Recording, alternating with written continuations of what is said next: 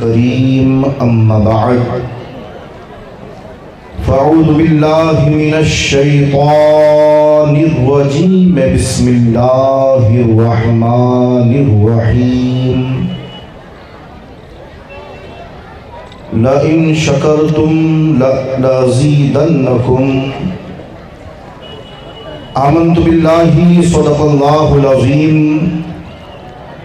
وبلغنا رسوله النبي الأمين المتين المبين الكريم ونحن على ذلك من الشاهدين والشاكرين والحمد لله رب العالمين.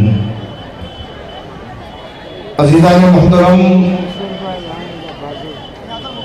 میں اپنی بات کا آغاز کروں اس سے قبل آئیے محبت کے ساتھ نبی اور آل نبی کی بارگاہ میں ہدیہ درود و سلام پیش فرما لیں. پڑھیں اللہم صلی علی سیدنا شفیعنا و مولانا محمد وعلی آل محمد وبارک وسلم صلی علیہ صلاۃ و سلاما علیک یا رسول اللہ صلی اللہ علیہ وآلہ وسلم. عزیزان محترم، سب سے پہلے میں انجمن کے تمام ذمہ داران کا دل کی عطا گہرائیوں سے شکریہ ادا کرنا چاہوں گا کہ آپ نے اس 11ویں اجتماعی نکاح کے موقع پر اس فقیر کو یاد کیا اور یقیناً یہاں آ کر اس منظر کو دیکھ کر اور آپ سب سے ملاقات کر کے بے حد خوشی اور مسرت ہو رہی ہے. میں آپ تمام کے اس کام کو سراہتے ہوئے دل کی عطا گہرائیوں سے دعا گو ہوں کہ رب تبارک و تعالی آپ کی خدمات کو اپنی بارگاہ میں شرف قبولیت کا درجہ عطا فرمائے، اور اس کار خیر میں جن جن لوگوں نے دامے درہمے قدمے سخن حصہ لیا، مولا تمام کی شرکت کو اپنی بارگاہ میں قبول فرمائے. عزیزان ملت، قرآن کریم جس میں اللہ رب العزت ارشاد فرماتا ہے لَإِن شَكَرْتُمْ لَأَزِيدَنَّكُمْ، کہ اے لوگو اگر تم میری نعمتوں پر میرا شکریہ ادا کرو گے تو میں تمہارے لیے اپنی نعمتوں کا اضافہ کر دوں گا. عزیزان گرامی، اللہ رب العزت نے ہمیں اور آپ کو بے شمار نعمتوں سے نوازا، اور یاد رکھیں کہ نعمت کا شکریہ 2 طریقے سے کیا جاتا ہے. ایک تو زبان سے کہ بندہ اللہ کی بارگاہ میں عرض کرے کہ پروردگار ہم تیرا شکریہ ادا کرتے ہیں کہ تو نے ہمیں دولت سے نوازا، اے پروردگار ہم تیرے شکر گزار ہیں کہ تو نے مال سے نوازا. اور دوسرا طریقہ یہ ہے کہ بندہ عمل سے اللہ کا شکریہ ادا کرے، یعنی اللہ نے جو دولت اور جو مال ہمیں اور آپ کو دیا ہے، ہم اس دولت اور اس مال کو اللہ کی راہ میں خرچ کر کے اللہ کا شکریہ ادا کریں اور کہیں کہ پروردگار اگر تو نے یہ مال اور یہ دولت نہ دی ہوتی تو ہم تیری راہ میں کیا خرچ کرتے. تو شکریہ ادا کرنے کے 2 طریقے، ایک زبان سے اور دوسرا عمل سے. اور اللہ نے ایسے ہی بندوں کے لیے فرمایا کہ جو میری نعمتوں پر میرا شکریہ ادا کرتا ہے میں اپنی نعمتوں کو اس کے لیے بڑھا دیتا ہوں. تو عزیزان محترم، ہر انسان چاہتا ہے کہ اللہ کا قرب حاصل کرے. یہاں جتنے بھی لوگ تشریف فرما ہے، اگر میں ان سے سوال کروں کہ بتاؤ کون ایسا شخص ہے کہ جو اللہ کا قرب چاہتا ہے، تو میرا یقین ہے کہ تمام کے تمام اپنے ہاتھوں کو بلند کریں گے اور کہیں گے کہ ہم اللہ کا قرب پانا چاہتے ہیں، ہم اللہ کی رضا چاہتے ہیں، ہم اللہ کے محبوب بندے بننا چاہتے ہیں، تو پیارو یہ بھی تو جاننا ضروری ہے نا کہ اللہ کا محبوب بندہ کیسے بنا جاتا ہے، اللہ کے عزیز کیسے ہوا جاتا ہے۔ تو آئیے بارگاہ رسالت میں عرض کرتے ہیں یا رسول اللہ کا بندہ کیسے بنا جائے؟ صحابہ کرام نے یہی سوال کیا تھا۔ عرض کرتے ہیں یا رسول اللہ وہ کون سا شخص ہے جو اللہ کی بارگاہ میں محبوب ہے؟ کیا سوال کیا؟ یا رسول اللہ وہ کون سا شخص ہے جو اللہ کی بارگاہ میں سب سے زیادہ محبوب اور پسندیدہ ہے؟ تو اللہ کے رسول صلی اللہ علیہ وسلم نے ارشاد فرمایا کہ اللہ کے نزدیک سب سے زیادہ محبوب اور پسندیدہ شخص وہ ہے جو لوگوں کو فائدہ پہنچائے۔ یعنی لوگوں کو فائدہ پہنچانا یہ وہ عمل ہے جس کو اللہ بے حد پسند فرماتا ہے۔ آئیے اپنے اسلاف کی زندگی کو پڑھیں۔ خواجہ نظام الدین اولیاء محبوب الہی، مگر پہلے ایک بات اپنے ذہن میں اچھی طرح سے بٹھا لیں کہ اسلام کی تبلیغ و اشاعت میں بہت بڑی چیز کار فرما رہی ہے، اور وہ چیز ہے خدمت خلق۔ اولیاء اللہ نے اور بزرگان دین نے اور ہمارے اسلاف نے صرف سیادت کے نام پر اپنے ہاتھ اور پیر نہیں چموائے تھے۔ نسبت بہت بڑی چیز ہے، لیکن جب اپنے اسلاف کی سیرت کو اٹھا کر کے پڑھیں گے تو آپ کو پتہ چلے گا کہ یہی غریب نواز ہیں، یہی محبوب الہی ہیں، یہی غوث پاک ہیں جنہوں نے میدان میں اتر کر لوگوں کا ہاتھ پکڑ کر انہیں صحیح راستہ دکھایا اور ساتھ ہی ساتھ لوگوں کی خدمت کی، اور یہ خدمت ہی کے نتائج تھے کہ غیر متاثر ہو کر اسلام کے قریب آتے چلے گئے۔ محبوب الہی کا دور، آپ اپنی خانقاہ کی چھت پر اکثر ٹہلا کرتے تھے۔ یہ بات غور سے اور توجہ سے سماعت کیجیے گا۔ ایک اللہ کا ولی، ہندوستان کے پیروں کا پیر، بہت بڑا شیخ، اللہ اکبر، معمول تھا کہ خانقاہ کی چھت پر ٹہلا کرتے تھے۔ شام کے وقت میں آپ نے ایک مرتبہ دیکھا کہ ایک بوڑھی عورت اپنے سر پہ ایک برتن، ایک مٹکا لیے گزر رہی ہے، اور آپ یہ منظر اکثر دیکھا کرتے تھے کہ ہر روز شام کے وقت ایک بوڑھی عورت جو بے انتہا کمزور ہے، لاغر ہے، ضعیف ہے، شام کا وقت ہوتا ہے، پانی سے بھرا برتن مٹکا اٹھا کر خانقاہ کے آگے سے گزرتی ہے۔ آپ نے ایک دن اسے بلایا اور بلا کر کے کہا کہ مائی صاحبہ یہ بتاؤ کہ کیا تمہارے علاقے میں پانی کے لیے کنواں نہیں ہے؟ کیا سوال کیا؟ یہ بتاؤ کیا تمہارے علاقے میں پانی کا کنواں نہیں ہے؟ تم پانی بھرنے کے لیے تالاب کی طرف کیوں جاتی ہو؟ کنویں سے پانی کیوں نہیں بھرتی؟ اب اس عورت کا جواب سنیے گا۔ وہ عورت کہتی ہے کہ حضور بات دراصل یہ ہے کہ میں کثیر العیال ہوں، یعنی میرے بچے بہت زیادہ ہیں، اور حضور جب میں کنویں کے پانی سے کھانا بناتی ہوں تو کھانا جلدی ہضم ہو جاتا ہے، اور بچے بار بار بھوک کی وجہ سے کھانا مانگتے ہیں، اور حضور ہمارے پاس اتنا پیسہ نہیں ہے کہ دن میں 3-4 وقت ہم کھانا بنائیں اور اپنے بچوں کو کھلائیں۔ حضور جب وہی کھانا میں تالاب کے پانی سے بناتی ہوں تو کھانا دیر سے ہضم ہوتا ہے، اور جب دیر سے ہضم ہوتا ہے تو بچے بار بار کھانا نہیں مانگتے۔ محبوب الہی خواجہ نظام الدین اولیاء نے جب سنا تو آنکھوں سے آنسو جاری ہو گئے، اور آپ نے ارشاد فرمایا کہ اے مائی سن لے، اب تجھے پانی بھرنے کے لیے تالاب کی طرف جانے کی ضرورت نہیں ہے، تیرے گھر کے دونوں وقت کے کھانے کا انتظام نظام الدین اپنی خانقاہ سے فرمائے گا۔ یعنی اب تجھے پانی کے لیے یا کسی مجبوری کی بنا پر اتنا لمبا سفر طے کرنے کی ضرورت نہیں ہے، تیرے بڑھاپے کا عالم ہے، اب تیرے گھر میں دونوں وقت کا خانقاہ محبوب الہی نظام الدین اولیاء کی خانقاہ سے پہنچایا جائے گا۔ تو یہ بزرگان دین کا طریقہ تھا کہ جب کسی ضرورت مند کو دیکھتے تو اس کی ضرورت کو پورا کیا کرتے تھے، اس کی پریشانی کو دور فرمایا کرتے تھے۔ ابھی آپ نے مجھ سے قبل حضرت امام زین العابدین کا ایک واقعہ سنا کہ آپ کے معاملات کیا تھے۔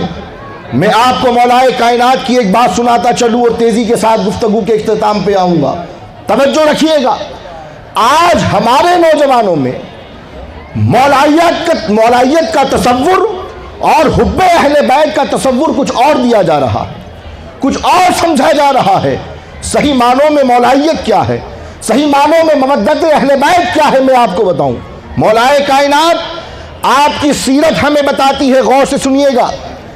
فاتح خیبر، حل المشکلات، داماد پیمبر، باب مدینۃ العلم، مولا کائنات آپ کی زندگی اور سیرت بتاتی ہے کہ آپ رزق کے لیے، یعنی روزمرہ، اب ظاہر سی بات ہے نا، گزر بسر سب کے ساتھ جڑا ہوا ہے، تو آپ کی سیرت بتاتی ہے کہ آپ کے لیے ذریعہ معاش یہ تھا کہ آپ جگہ جگہ پر جا کر کنواں کھودا کرتے تھے۔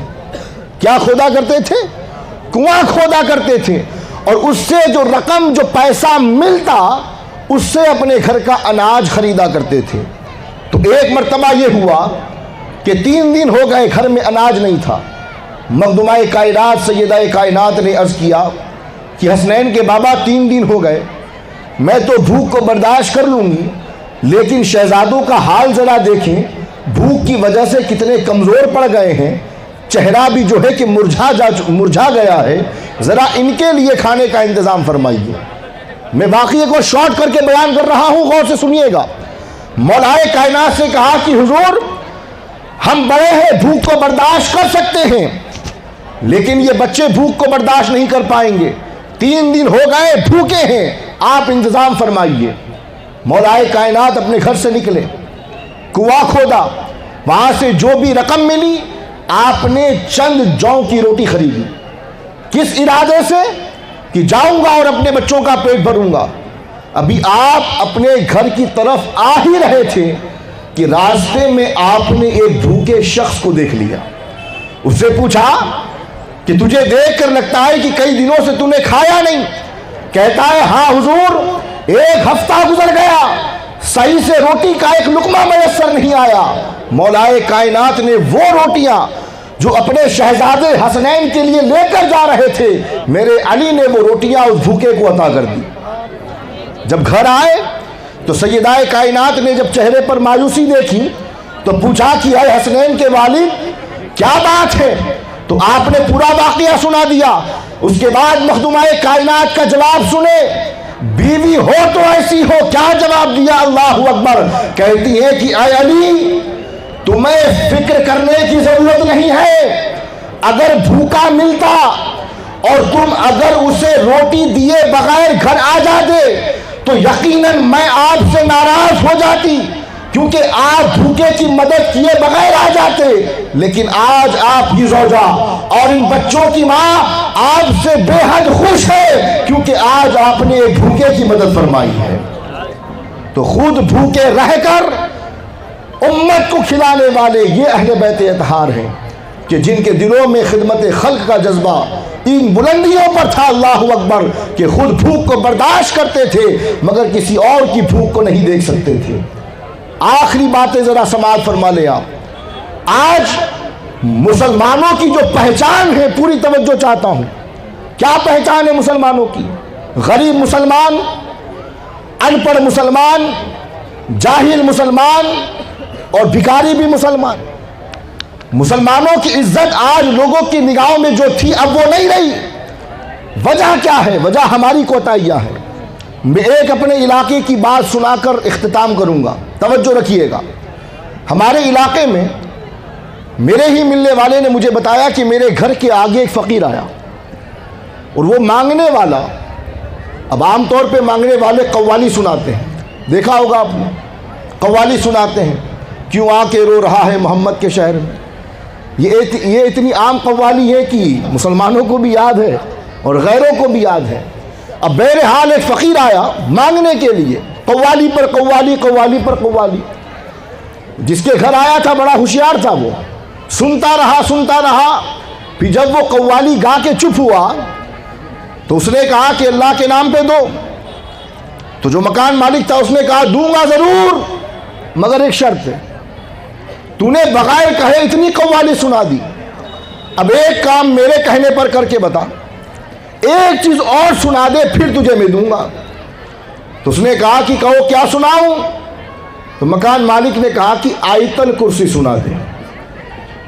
تو وہ فقیر کہتا ہے کہ یہ کون سی کرسی ہے؟ کیا کہتا ہے؟ یہ کون سی کرسی ہے؟